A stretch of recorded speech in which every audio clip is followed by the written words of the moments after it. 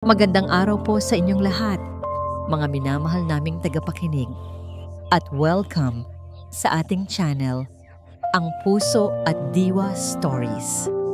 Ako po ang inyong lingkod na muling maghahatid sa inyo ng isang kwentong gigising sa ating mga natutulog na damdamin. Ang kwentong ating tutunghayan ngayon ay isang salaysay tungkol sa wagas na pag-ibig ng isang ina. Isang pag-ibig na hindi lamang nag-aaruga, kundi lumalaban. Isang pag-ibig na handang sunugin ang buong mundo para sa dignidad ng kanyang anak. Ating pakinggan ang kwento ni Alonsina at Sinagtala sa isang pagsubok na magpapatunay kung gaano katatag ang pusong pinagtibay ng dugo at paninindigan. Sinagtala, pakiramdam ni Sinagtala ay lumulutang siya sa alapaap. Ang matamis na I do ay namutawi na sa kanyang mga labi. At ang malamyos na musika ng organo ay tila isang uyayi na nagpapatulog sa lahat ng kanyang pangamba. Sa wakas, asawa na niya si Dakila. Ang lalaking pinangarap niya, ang lalaking ipinaglaban niya. Hawak ang 2 kopita ng alak. Sinimulan nila ang tradisyonal na pag-inom bilang simbolo ng kanilang pag-iisa.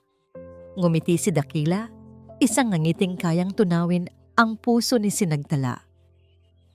Para sa ating kinabukasan, mahal ko. Bulong nito, sapat lang para marinig niya. Para sa atin, sagot ni Sinagtala, ang puso niya'y nag-uumapaw sa kaligayahan.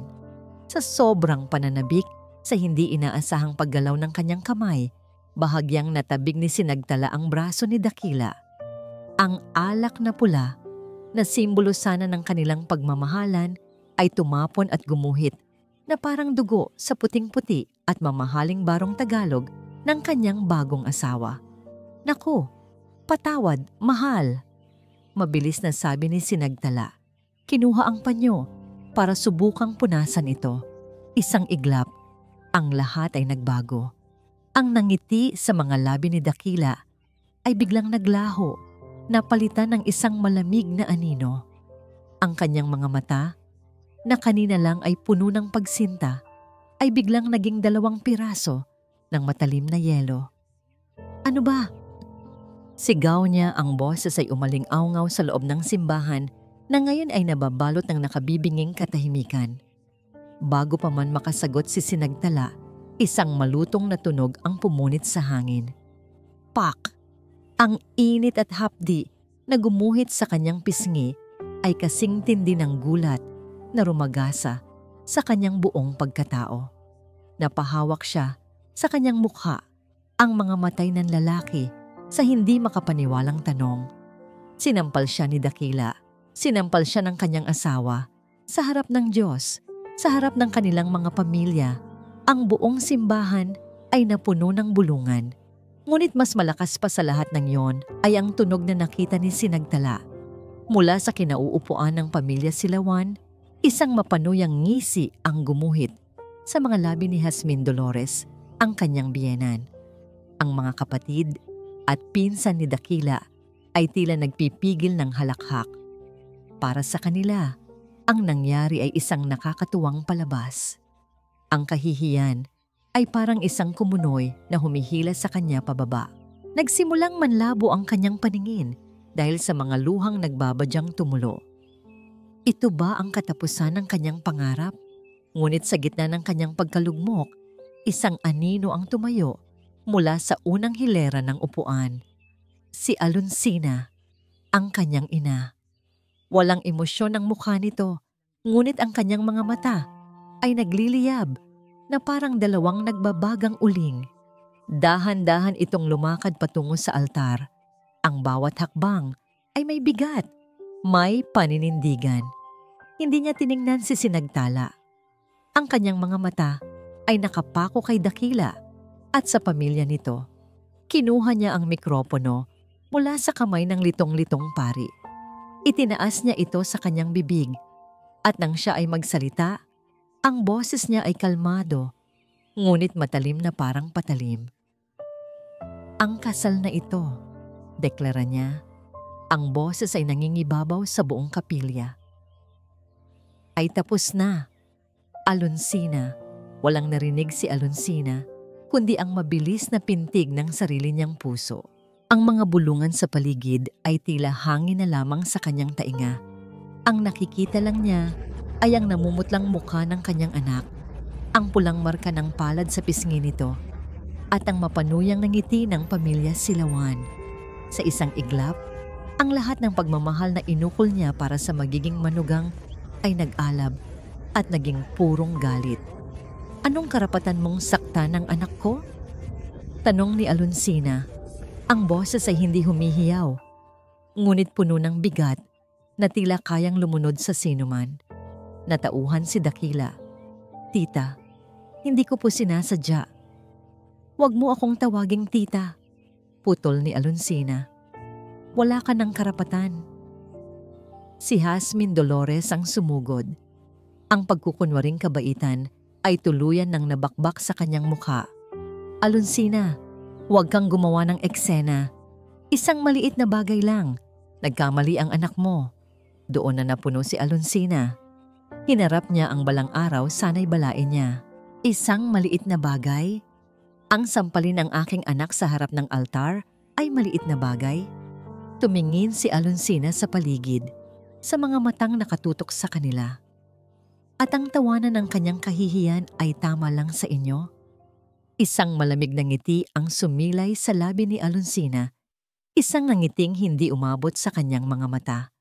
Dahil sa maliit na bagay na ito, itinuturing kong tapos na ang lahat ng ugnayan natin at ang bahay at lupa na ipinamana ko sa aking anak. Tumingin siya ng diretso sa mga mata ni Jasmine. Nakikita ang biglaang pagkasindak doon. Binabawi ko na. Pagkasabi niyon, hinawakan niya ang kamay ni Sinagtala na noon ay parang isang estatwang hindi makagalaw. Halika na, anak. Uuwi na tayo. Hinila niya ang kanyang anak palayo sa altar, palayo sa bangungot na yon. Ang bawat hakbang nila, pababa ng pasilyo ng simbahan ay mabigat. Isang martsa ng kahihiyan na ginawa niyang isang martsa ng paglaban. Gabi, ang katahimikan sa loob ng kanilang bahay ay mas mabigat pa kaysa sa mga sigawan kanina. Si Sinagtala ay umiiyak nang walang tunog sa kanyang silid, yakap-yakap ang wedding gown na hindi na niya kailanman isusuot muli. Pinagmasdan ni Alonsina ang kanyang anak mula sa siwang ng pinto. Ang bawat hikbi ni Sinagtala ay parang isang punyal na tumatarak sa kanyang puso. Ang pangarap na binuo niya para sa kanyang anak ay nawasak sa isang sampal lamang. Ngunit sa ilalim ng matinding kirot, isang bakal na determinasyon ang unti-unting nabubuo sa kalooban ni Alonsina. Hindi siya papayag na ito ang maging katapusan. Pinunasan niya ang luhang pumatak sa kanyang pisngi. Ang pagiging ina ay hindi nagtatapos sa pag-aaruga. Minsan, kailangan itong maging isang sundalo. Maya-maya, tumunog ang telepono ni Alonsina. Hindi niya ito pinansin. Ngunit sa isip niya ay naririnig niya ang usapan sa kabilang linya. Naririnig niya ang tinig ni Jasmine na puno ng galit at pagkaganid. Hindi pwedeng ito. Kailangan natin ang bahay na yon, Dakila. Gawan mo ng paraan. Napangisi si Alonsina. Ngayon alam na niya, hindi lang dangal ang ipinaglalaban niya. Bigla, ang katahimikan ng gabi ay binasag ng malalakas at sunod-sunod na katok sa kanilang pinto. Hindi ito katok ng isang bisita. Ito ay kalampag ng isang kaaway. Blag! Blag! Blag! Isang sigaw ang narinig mula sa labas, puno ng galit at kawalan ng hiya. Boses ni Dakila. Ilabas ninyo ang gamit namin. Buksan niyo to. May karapatan kami sa pamamahay na ito. Alonsina hinawi ni Alonsina ang kurtina ng bintana. Sa dilim ng gabi, sa liwanag na nagmumula sa ilaw ng poste, nakita niya ang anino ng 2 taong, tila mga buwitreng handang dumagit. Si Dakila at si Jasmine, ang kanilang mga muka ay nababalutan ng galit. Huwag kang lalabas, Nay. Bulong ni Sinagtala mula sa likuran niya. Ang boses ay nanginginig sa takot. Huminga ng malalim si Alonsina at hinarap ang anak. Hinawakan niya ito sa balikat. Hindi tayo magtatago sa sarili nating pamamahay, anak. Tandaan mo, wala silang karapatan dito. Naglakad siya ng may paninindigan patungo sa pinto, ngunit hindi niya ito binuksan. Sa halip, nagsalita siya ng malakas at malinaw, sapat na para marinig sa labas. Umalis na kayo, dakila. Wala na kayong babalikan dito. Hindi kami aalis hanggat hindi namin nakukuha ang sa amin. Sagot ni Hasmin. Ang boses ay matinis at puno ng pagbabanta. Malaki ang ginastos namin sa kasal na ito. May karapatan kami sa bahay na yan, bilang danyos. Napahalakhak si Alonsina, isang tawang walang kagalakan. Danyos? Matapos ninyong hiyain at saktan ng anak ko, kayo pa ang may ganang maningil. Umalis na kayo bago pa ako tumawag ng pulis. Ang banta ng pulis ay sapat na para patigilin sila. Narinig ni Alonsina ang mahinang pagtatalo sa labas bago narinig ang papalayo na yabag. Ngunit bago sila tuluyang umalis, sumigaw si Hasmin, isang pangakong puno ng lason. Hindi pa tayo tapos, Alonsina. Tandaan mo yan. Kinabukasan, ang tsismis sa kanilang maliit na bayan ng Marilagbaybay ay kasing bilis ng hangin sa dagat. Bawat tingin ng mga kapitbahay ay may dalang panghuhusga. Ang ilan ay may awa, ngunit karamihan ay may panunumbat. Para kay Alonsina, hindi ito mahalaga. Ang mahalaga ay ang kapayapaan ng kanyang anak. Ngunit ang kapayapaan ay hindi nagtagal. 3 araw ang lumipas, isang kartero ang nag-abot sa kanya ng isang makapal na sobre. Galing ito sa isang kilalang law office sa syudad. Nanginginig ang kamay ni Alonsina habang binubuksan ito. Sa loob, isang formal na dokumento ang naghihintay. Demand letter. Isang legal na sulat. Kinakasuhan sila ng pamilya Silawan. Hinihiling na isalin sa pangalan nila ang titulo ng bahay at lupa bilang kabayaran sa pinsalang moral at pinansyal na idinulot ng biglaang pagkansela ng kasal. Halos mapunit ni Alonsina ang papel sa higpit ng kanyang hawak. Ang kanilang katapangan ay lumampas na sa hangganan. Sila ang nanakit, sila ang nanghiya, ngunit sila pa ang may lakas ng loob na magdemanda. Walang pag-aalinlangan, nagbihis si Alonsina. Kinailangan niyang humingi ng tulong. Natagpuan niya ang maliit na opisina ni Attorney de la Cruz, isang matandang abogado na kilala sa kanyang prinsipyo at katapatan. Matapos marinig ang buong kwento at mabasa ang sulat, umiling-iling ang abogado. Mabigat ang laban na ito, Alonsina, sabi nito sa mahinahong boses. Ang mga mata ay puno ng pag-aalala. May pangalan ng pamilya Silawan sa syudad. Marami silang koneksyon. Gagamitin nila ang lahat para makuha ang gusto nila. Pinakatitigan ni Alonsina ang abogado. Ang takot ay sumubok na gumapang sa kanyang puso, ngunit winaksi niya ito. Pinalitan niya ito ng determinasyon. Handa po akong lumaban, attorney, sabi niya. Ang boses ay hindi natitinag. Para sa aking anak, para sa aming dignidad. Ngumiti ang matandang abogado, isang ngiti ng paghanga. Kung ganoon, simulan na natin ang paghahanda para sa digmaan. Manikha, Sinagtala lumipas ang mga araw na tila isang mahabang panaginip para kay Sinagtala. O mas tamang sabihing isang mahabang bangungot. Ang bawat sulok ng kanyang silid ay tila isang paalala ng nawasak na pangarap. Ang wedding gown na nakasabit pa rin sa aparador ay parang isang multo, isang saksi sa kaligayahang inagaw sa kanya. Ang bigat sa kanyang dibdib ay hindi nawawala. Mula sa kanyang paggising hanggang sa kanyang pagtulog. Bakit dakila? Bulong niya sa hangin. Ano bang nagawa kong mali? Isang hapon, habang nag-iisa, pinilit niyang bumangon. Hindi na niya kaya ang bigat ng mga alaala sa loob ng kwarto. Kailangan niyang kumilos. Kailangan niyang itapon ang lahat ng magpapaalala sa kanya ng sakit.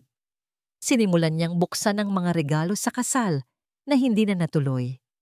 Mga gamit sa bahay, mga picture frame, mga palamuti. Bawat isa ay parang tinik na tumutusok sa kanyang puso. Inilagay niya ang lahat sa malalaking kahon. Sa ilalim ng isang tumpok ng regalo, nakita niya ang isang pamilyar na kahon. Gawa ito sa magandang klase ng karton, kulay krema na may disenyong gintong bulaklak, isang mamahaling brand ng herbal tea. Regalo ito sa kanya ni Jasmine, ilang linggo bago ang kasal. Bigla isang alaala ang bumalik. Ang imahe ni Jasmine ngumingiti ng malapad habang iniaabot sa kanya ang isang tasang mainit na tsa. "Inumin mo ito, Ija," sabi nito sa malambing na boses noon. "Para kumalma ka, pampawala ng stress bago ang kasal." Halos araw-araw niya itong iniinom. Isang ritual na naging bahagi ng kanyang mga huling araw bilang dalaga. Tiniis niya ang lasa nito, isang pamilyar na pait. Naalala niya ngayon, may kakaibang paitang tsaa na yon, isang lasa na nananatili sa kanyang dila. Ngunit isinantabi niya lang ito noon. Baka ganyan lang talaga ang lasa ng mamahaling tsa, sabi niya sa sarili. Naalala rin niya ang ilang beses na bahagyang pananakit ng kanyang tiyan na isinisi niya lang sa kaba at stress. Tinitigan ni Sinagtala ang kahon ng tsa na nasa kanyang mga kamay. Isang hindi maipaliwanag na kaba ang gumapang sa kanyang dibdib. Isang pakiramdam na may mali. May isang bagay na hindi niya nakita noon. At bigla, may isang alaala na sumampal sa kanya nang mas malakas pa sa palad ni Dakila.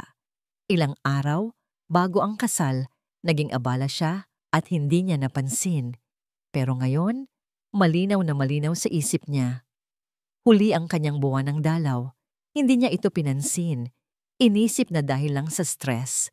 Ngunit isang gabi, matapos inumin ang huling tasa ng tsa na ibinigay ni Jasmine, kinabukasan ay dinatnan siya ng malakas na pagdurugo. Mas malakas kaysa sa karaniwan. Inisip niya noon na mabuti na lang at hindi natuloy sa araw ng kasal. Pero ngayon, ang pagdurugong yon, ang pait ng tsaa, ang pananakit ng tiyan, ang pagiging huli ng kanyang regla. Nabitawan ni Sinagtala ang kahon. Ang mga mata niya ay nanlaki sa isang nakakakilabot na tanong na nagsisimulang mabuo sa kanyang isipan. Hindi kaya? Posible ba? May problema sa negosyo ni Ginoong Silawan, Alonsina. Paliwanag ni Attorney de la Cruz sa kanilang pag-uusap. Nakaupo si Alonsina sa harap ng mesa ng abogado. Ang kanyang mga kamay ay magkasalikop sa ibabaw ng kandungan. Isang imahe ng kalmadong determinasyon. Ang kanyang construction supply business na ipinagmamalaki, puro utang sa mga supplier. May mga tseke siyang tumalbog. Sa madaling salita, malapit na itong bumagsak. Tumango si Alonsina. Ito ang kutob niya. Ang labis na pagpapakitang tao ng mga silawan ay isang maskara lamang. Ibig sabihin, kailangan talaga nila ang pera, attorney. Higit pa sa kailangan, Alonsina, pagtatama ng abogado. Tingin ko, desperado sila. Ang salitang desperado ay hindi sapat para ilarawan ang nararamdaman ni Dakila. Nagmamaneho siya sa kahabaan ng highway nang biglang may isang motorsiklong humarang sa kanyang daan. Kinabahan siya. 2 lalaking naka-helmet ang sakay nito.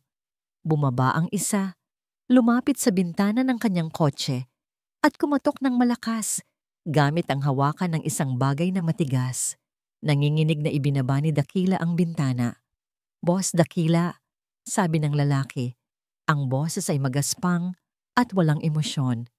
"Nagtanong lang si Bossing kung kailan ka raw magpapakita. Ang pasensya namin, paubos na." "Sabihin mo, malapit na." Pautal-utal na sagot ni Dakila.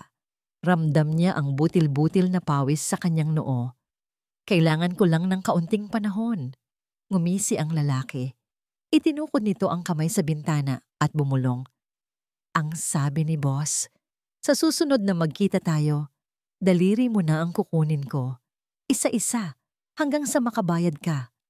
Pagkasabi niyon, tinapik nito ang bubong ng kotse at sumakay na muli sa motor. Mabilis silang nawala sa trapiko, ngunit ang pagbabanta ay naiwang nakatatak sa isipan ni Dakila.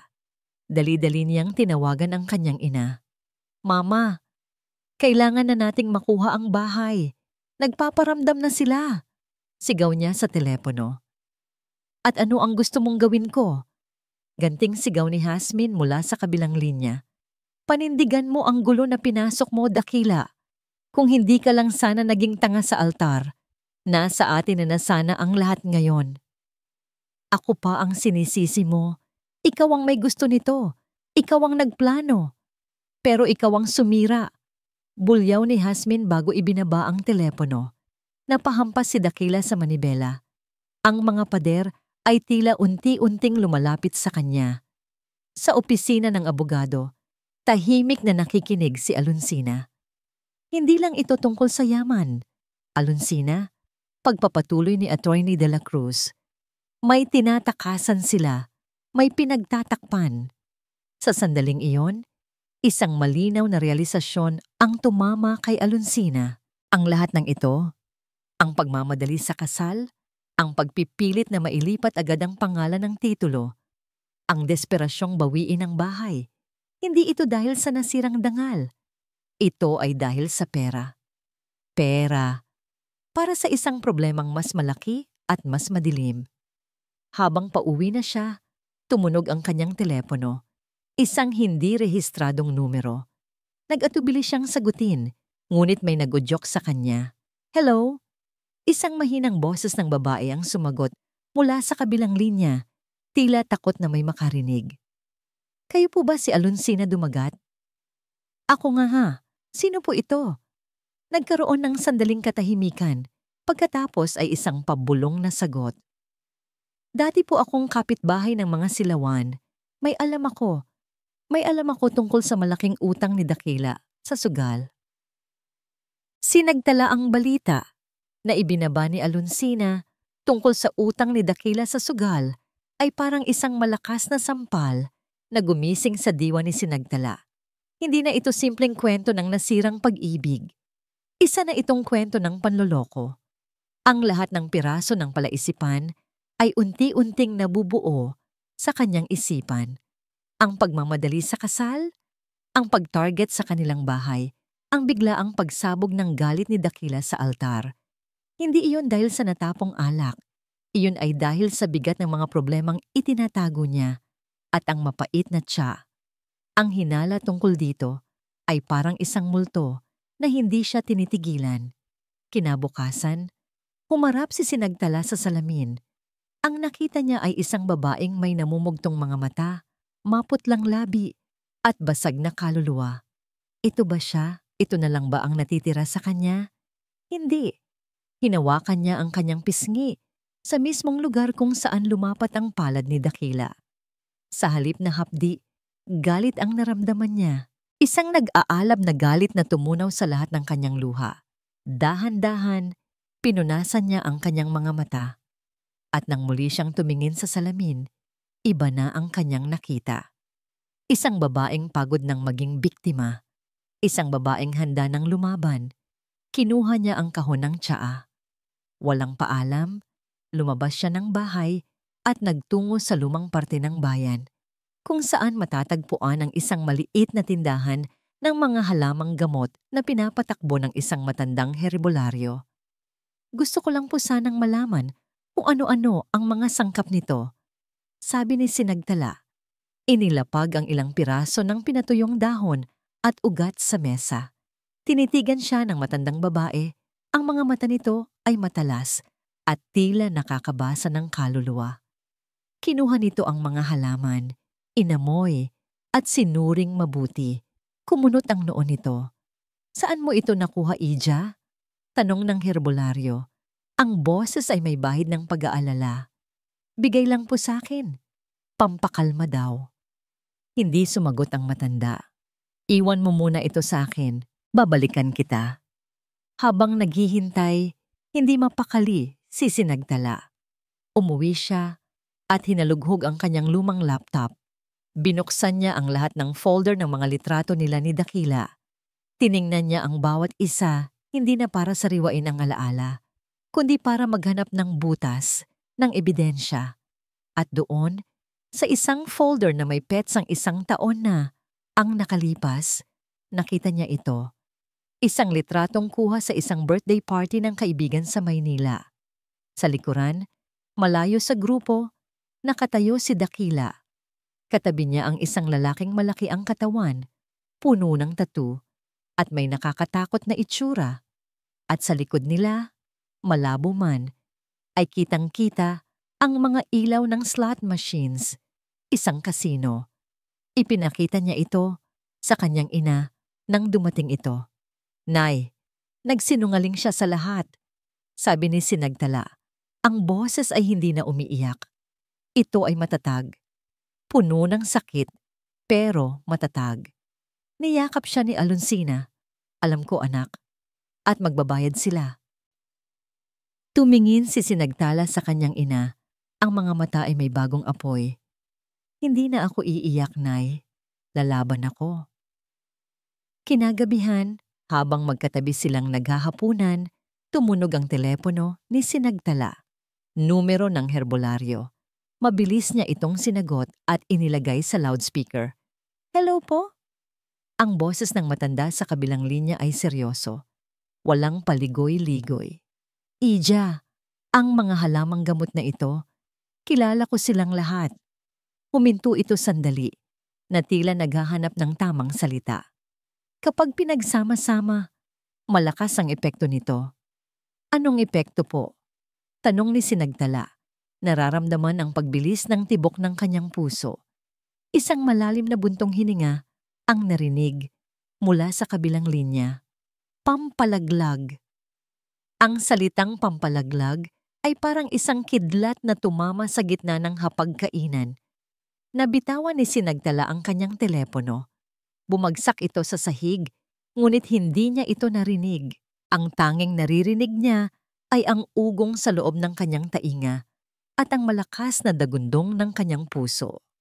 Ang pait ng tiya, ang pananakit ng tiyan, ang pagdurugo. Hindi iyon normal na regla, hindi iyon stress. May buhay na nawala sa loob niya. Isang buhay na hindi man lang niya nalamang umusbong. Isang anak. Ang anak nila ni Dakila. Ang anak na pinatay ng sarili nitong lola. "Anak?" Ang boses ni Alonsina ang nagpabalik sa kanya sa kasalukuyan. Nakita niya ang pag-aalala sa mukha ng ina. At pagkatapos, ang unti-unting pag-unawa na mabilis na naging isang nakakakilabot na realisasyon. At doon, bumigay na si Sinagtala. Ang lakas na inipon niya ay biglang naglaho, napalitan ng isang uri ng sakit na mas matindi pa sa kahihiyan, mas malalim pa sa pagtataksil. Ito ay sakit ng isang inang nawalan. "Nay," hikbi niya, napaluhod sa sahig. May anak sana ako, Nay." Walang salitang lumabas sa bibig ni Alonsina. Agad niyang niyakap ang kanyang anak. Hinayaan itong umiyak ng umiyak sa kanyang mga bisig. Ngunit habang hinahaplos niya ang likod ni Sinagtala, ang sarili niyang mga luha ay tahimik na dumadaloy. Luha ng awa para sa anak. Luha ng matinding, nag-aapoy na galit para sa mga taong gumawa nito. Tumingala siya. Ang kanyang mga mata ay nakatingin sa kawalan. Ang imahe ni Jasmine Dolores na ngumingiti habang iniabot ang tasa ng tsaa kay Sinagtala ay paulit-ulit na naglalaro sa kanyang isipan. Ang bawat ngiti, bawat malambing na salita ay isa palang pagkukunwari. Isang maskara ng demonyo. Crash! Hindi na napigilan ni Alonsina ang sarili. Tumayo siya. Kinuha ang pinakamalapit na plorera at ibinato ito sa pader. Ang tunog ng nabasag na babasagin ay umalingaw-ngaw sa buong bahay, kasabay ng kanyang pigil na sigaw. Mga hayop sila. Sigaw niya, ang boses ay basag at puno ng kamandag. Mga demonyo. Pinunasan niya ang kanyang mga luha. Ang pagluluksa ay tapos na. Ang panahon ng paghihiganti ay nagsimula na. Kinabukasan, muli silang humarap kay Atty. De la Cruz. Ngunit ngayon, iba na ang dala nilang bigat. Matapos isalaysay ang lahat, ang matandang abogado ay napasandal sa kanyang upuan, napahilot sa kanyang sentido. Ang kanyang mukha, na laging kalmado, ay nagpakita ng hindi maitagong pagkagimbal. Ito ay hindi na lang kasong sibil, Alonsina. Sabi niya sa nanginginig na boses, hindi na ito tungkol sa bahay at lupa. Ang ginawa ni Jasmine Dolores, ito ay attempted murder. O mas malala pa, dahil may buhay na nawala. Tumingin si Alonsina sa abogado, ang kanyang mga mata ay matigas na parang bato. Kung ganoon, kasuhan natin siya, ikulong natin siya. Tumango ang abogado. Gagawin natin ang lahat. Ngunit mas mahirap itong patunayan. Ang testimonya ng herbolaryo ay malaking tulong, pero kailangan natin ng mas matibay na ebidensya. Isang saksi na direktang mag-uugnay kay Jasmine sa pagbili ng mga yon. Kung hindi, salita lang natin ito laban sa salita nila. At sa korte, ang kwentong walang matibay na hawak ay hangin lamang. Alonsina. Ang mga salita ni Atty. De la Cruz ay umuulit-ulit sa isipan ni Alonsina. Kailangan natin ng testigo. Isang saksi. Isang taong magpapatunay sa kasamaang ginawa ni Jasmine. Ngunit saan sila hahanap? Ang herbolaryo na nakausap ni Sinagtala ay matanda na at ayaw masangkot sa gulo. Ngunit si Alonsina ay hindi isang babaeng madaling sumuko. Kung kailangan niyang halughugin ang buong Marilagbaybay at mga karatig bayan para mahanap ang tindahan kung saan bumili si Jasmine ng lason, gagawin niya. Nagsimula siya sa lohikal na paraan. Naglista siya ng lahat ng posibleng tindahan ng halamang gamot sa lugar. Isa-isa niya itong pinuntahan. Dala ang isang maliit na supot na naglalaman ng mga natirang sangkap mula sa tsaa. Ang una, pangalawa, at pangatlong tindahan ay wala siyang napala. Ang mga may-ari ay hindi pamilyar sa eksaktong kombinasyon ng mga halaman. Ang iba ay takot kahit mabanggit lang ang pangalan ng mga silawan. Nakarating siya sa ika-4 na tindahan. Isa itong maliit na pwesto na nakatago sa isang eskinita, malayo sa pangunahing kalsada. Ang may-ari ay isang babaeng nasa katanghalian na ang edad, si Aling Rosa. Ang kanyang mga mata ay matalas, puno ng pag-iingat. Ano po ang maipaglilingkod ko sa inyo? Tanong nito. Inilatag ni Alonsina ang mga halaman sa mesa. Nais ko lang po sanang malaman kung nagbebenta kayo nito.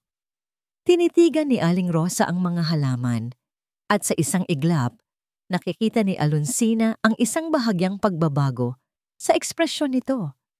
Isang kislap ng pagkakilala. Ngunit mabilis itong nawala. Hindi. Mabilis na sagot nito. Itinatabi ang mga halaman. Wala kami niyan dito. Hindi naniwala si Alonsina. Sigurado po kayo? May isang babae, si Jasmine Dolores, mukhang mayaman. Baka dito siya bumili. Hindi ko siya kilala. Putol ni Aling Rosa. Ang boses ay naging malamig. Pasensya na. Marami pa akong gagawin. Tumalikod na ito. Isang malinaw na pagtataboy. Nabigo. Lumabas si Alonsina ng tindahan. Ngunit habang naglalakad siya palayo, naramdaman niyang hindi pa tapos ang lahat. May nakita siya sa mga mata ni Aling Rosa. Takot. Kinabukasan bumalik siya. Ngunit sa pagkakataong ito, hindi siya nagdala ng mga halaman. Naupo siya sa isang bangko sa tapat ng tindahan at naghintay. Nang wala ng ibang customer, lumapit siyang muli. Aling Rosa, panimula ni Alonsina, ang boses ay mahinahon. Hindi po ako naparito para ipilit kayo. Naparito po ako para makiusap. Hindi sumagot si Aling Rosa, ngunit hindi rin siya umalis. Isa rin po akong ina, Aling Rosa. Pagpapatuloy ni Alonsina, ramdam ang pangingilid ng kanyang mga luha. Ang anak ko, may kinuha sa kanya. Isang buhay na hindi man lang niya nayakap. Ang mga halamang gamot na yon, iyon po ang ginamit nila. Isinalaysay niya ang buong kwento. Ang sampal sa altar, ang kasinungalingan, Ang pagkawala ng kanyang apo, walang pag-iimbot, walang galit, tanging sakit ng isang ina. Nakatitig lang sa kanya si Aling Rosa at dahan-dahan, ang pader ng takot sa mga mata nito ay gumuho. Napalitan ito ng awa, ng pakikiramay. Naalala ko siya, mahinang sabi ni Aling Rosa. Isang beses lang siyang bumili rito. Nagtaka pa nga ako sa kombinasyong hinihingi niya. Sinabi kong mapanganib iyon, pero nagpumilit siya. Sinabi niya, para daw sa peste, sa kanyang hardin. Napapikit si Alonsina, ang kanyang anak, ang kanyang apo. Itinuring na isang peste. Handa po ba kayong tumestigo? Tanong ni Alonsina. Ang boses ay halos isang pakiusap. Nag-atubili si Aling Rosa. Ang pagtestigo laban sa isang makapangyarihang pamilya ay mapanganib. Ngunit pagkatapos ay tumingin ito kay Alonsina, isang ina sa isa pang ina. Tumango ito ng dahan-dahan. Para sa anak mo, sabi nito, gagawin ko. Nakahinga ng maluwag si Alonsina sa unang pagkakataon sa loob ng maraming araw. May pag-asa, may hawak na silang armas. Ngunit paglabas niya ng tindahan, habang naglalakad sa kalsada na puno ng panibagong pag-asa, tumunog ang kanyang telepono. Isang hindi pamilyar na numero. Sinagot niya ito. Hello? Isang magaspang na boses ng lalaki ang sumagot. Malamig at walang emosyon. Itigil niyo ang kaso. Kung ayaw niyong masaktan ng anak niyo. Sinagtala ang banta sa telepono ay parang isang pitsel ng malamig na tubig na ibinuhos sa nag-aalab na pag-asa ni Alonsina. Ang takot na naramdaman niya para sa kaligtasan ng anak ay mas matindi pa kaysa sa sarili niyang galit. Kailangan nating mag-ingat, anak, sabi ni Alonsina pagka-uwi. Sinisikap na itago ang panginginig ng kanyang boses. Desperado na sila. Handa silang gumawa ng masama. Ngunit sa kanyang pagkagulat, hindi takot ang nakita niya sa mga mata ni Sinagtala. Nakita niya ang isang malamig na apoy. Ang apoy na dati nasa mga mata lang ni Alonsina. Alam ko, Nay, sagot ni Sinagtala. At iyon mismo ang gagamitin natin laban sa kanila.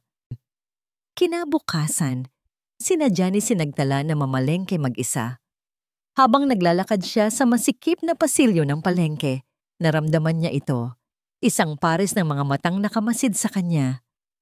Hindi siya lumingon, nagpatuloy lang siya sa paglalakad, ngunit mas naging alerto ang kanyang mga pandama.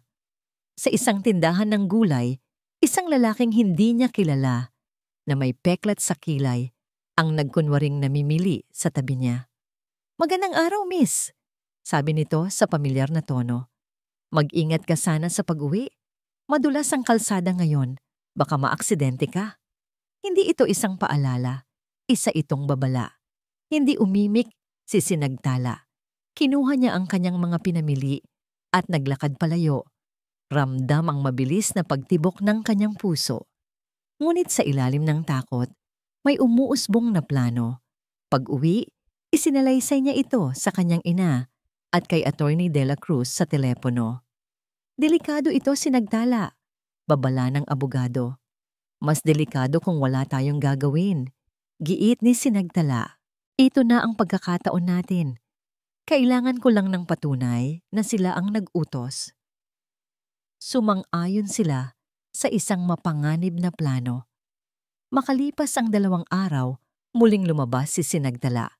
Nagpunta siya sa simbahan, isang lugar na bukas sa publiko, ngunit may mga tagong sulok.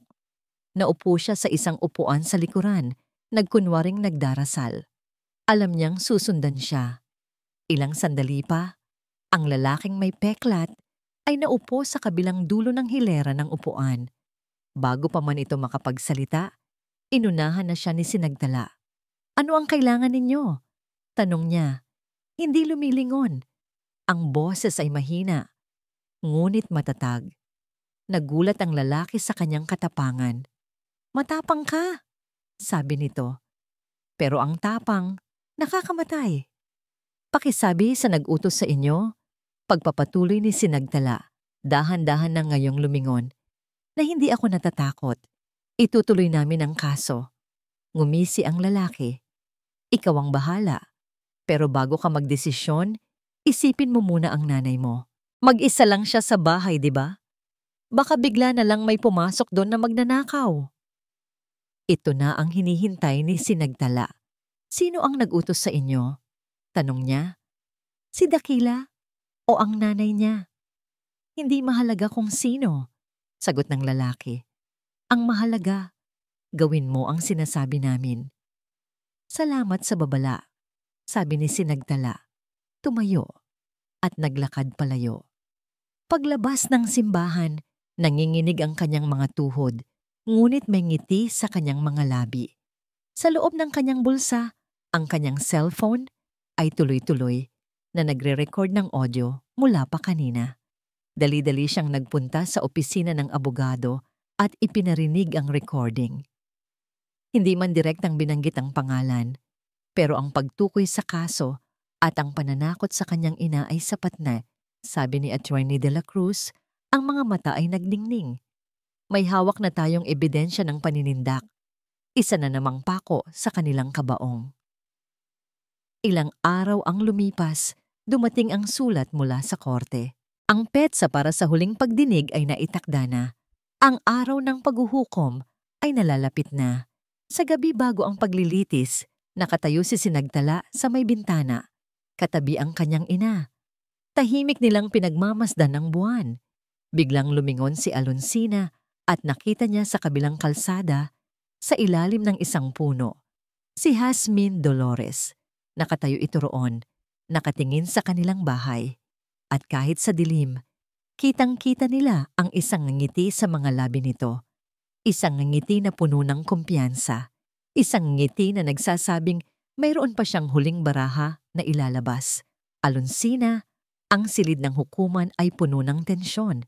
Bawat bulong, bawat ubo ay umieko sa katahimikan na tila isang pasabog na naghihintay ng mitya. Nakaupo si Alonsina sa tabi ni Sinagtala. Mahigpit na hawak ang kamay nito. Sa kabilang panig, naroon ang pamilya Silawan. Si Jasmine ay nakasuot ng puti na parang isang inosenteng anghel. At si Dakila ay hindi mapakali sa kanyang upuan. Nagsimula ang paglilitis. Ang abogado ng mga Silawan, isang makinis magsalitang lalaki, ang unang nagpresenta. At inilabas nila ang kanilang sorpresa. Ipinapakilala ko ang aming testigo, si Ginang Elvira Reyes, anunsyo ng abogado. Isang babaeng payat at mukhang mahiyain ang lumakad patungo sa witness stand.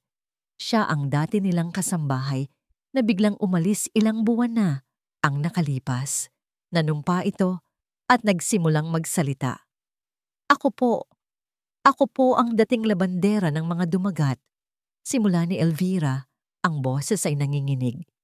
At ako po ang inutusan ni Sinagtala na bumili ng mga halamang gamot na pampalaglag. Isang malakas na bulungan ang pumuno sa korte. Napatingin si Alonsina kay Sinagtala na napailing lang. Ang muka ay puno ng hindi makapaniwalang sakit. Isang kasinungalingan. Isang napakalaking kasinungalingan. Sinabi niya sa akin na nagkamali daw sila ni Dakila at ayaw niyang malaman ng kanyang ina na buntis siya. Pagpapatuloy ni Elvira, umiiyak na ngayon. Ayaw niya daw masira ang kasal. Si Jasmine ay yumuko at nagpunas ng pekeng luha. Umaakto bilang isang naaping biyenan. Ito pala ang kanilang huling baraha. Ang baliktarin ng buong kwento. Ngunit si Attorney De La Cruz ay nanatiling kalmado. Nang pagkakataon na niyang magsalita, tumayo siya. Wala na po kaming ibang tanong sa saksing ito, sabi niya, na ikinagulat niyang lahat. Pagkatapos ay lumingon siya sa hukom. Your Honor, nais po naming tawagin ang aming sariling testigo. Isang pinto sa gilid ng korte ang bumukas at mula roon ay pumasok si Aling Rosa, ang may-ari ng tindahan ng halamang gamot. Ang kumpiyansa sa mukha ni Jasmine ay biglang naglaho, napalitan ng pagkasindak. Malinaw na hindi niya ito inaasahan. Matapos manumpa, Buong tapang na nagsalita si Aling Rosa. Itinuro niya si Jasmine Dolores. Siya po, sabi ni Aling Rosa. Ang boses ay matatag. Siya po ang bumili sa akin ng mga pinagbabawal na halamang gamot. Sinabi niya, para daw sa peste, sa hardin.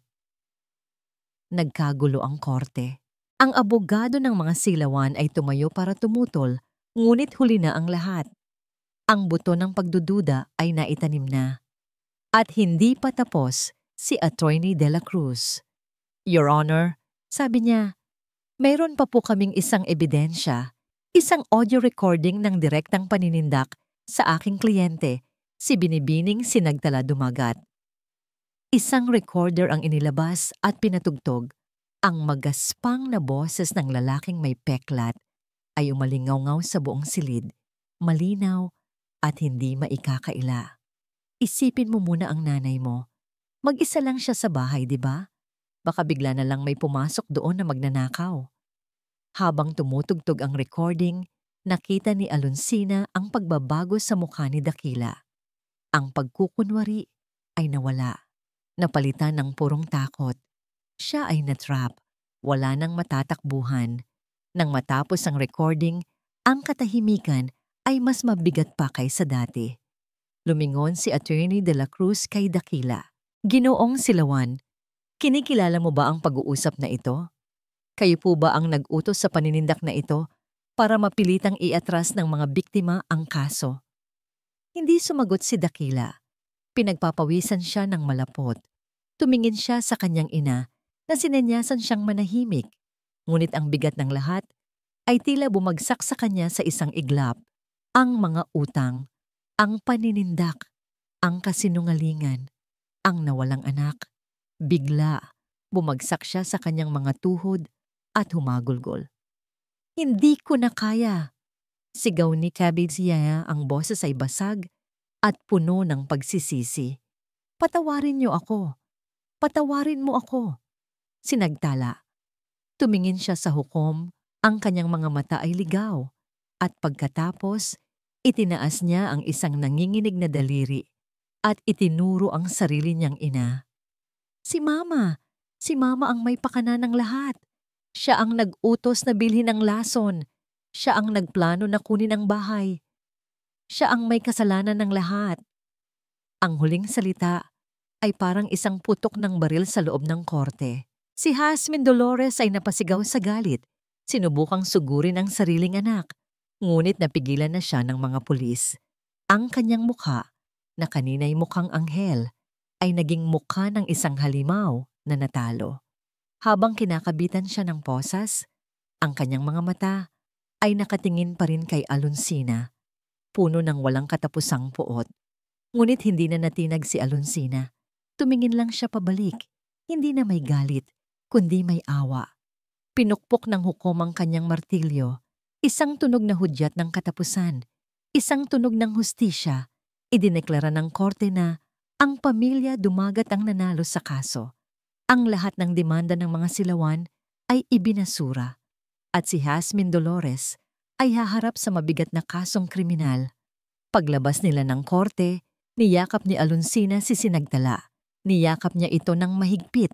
Doon, sa ilalim ng sikat ng araw, sa gitna ng mga taong nagbubunyi para sa kanila, pareho silang umiyak. Hindi na luha ng pighati, kundi luha ng tagumpay at kalayaan. Lumipas ang 6 na buwan. Ang hangin sa Marilag Baybay ay tila mas sariwa. Ang tunog ng alon ay tila mas mapayapa. Para kay Sinagtala, ang bahay na minsan ay naging sentro ng away at pait, ay muli nang naging isang tunay na tahanan.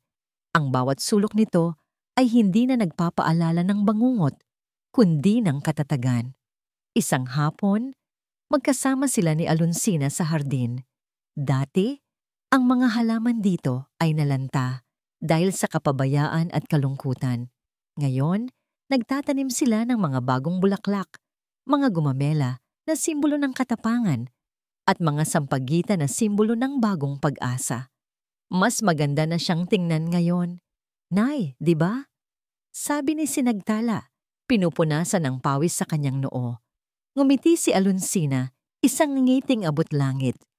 Dahil diniligan na natin ulit ng pagmamahal, anak. Ang buhay ni Sinagtala ay nagbago. Ang pera mula sa danyos na ipinagkaloob ng korte ay hindi niya ginamit para sa luho.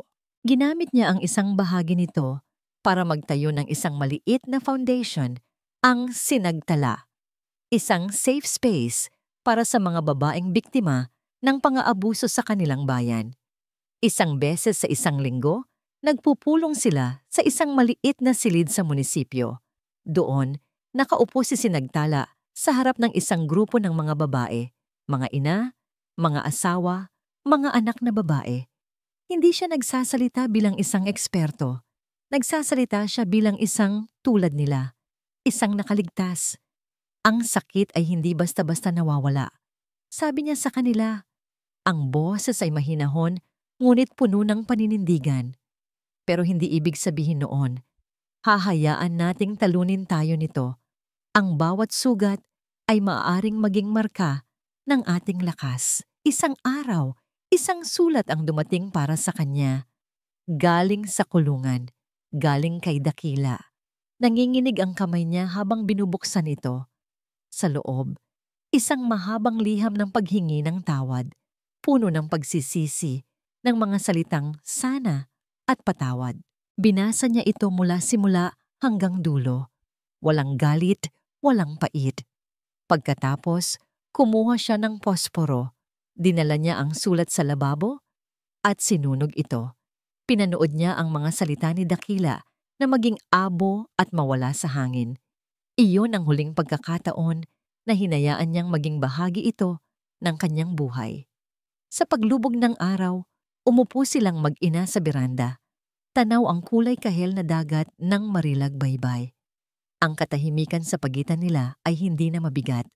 Ito ay puno ng pag-unawa at kapayapaan. Lumingon si Sinagtala sa kanyang ina, ang babaeng naging kanyang tanggulan, ang kanyang sundalo, ang kanyang inspirasyon. Hinawakan niya ang kamay nito.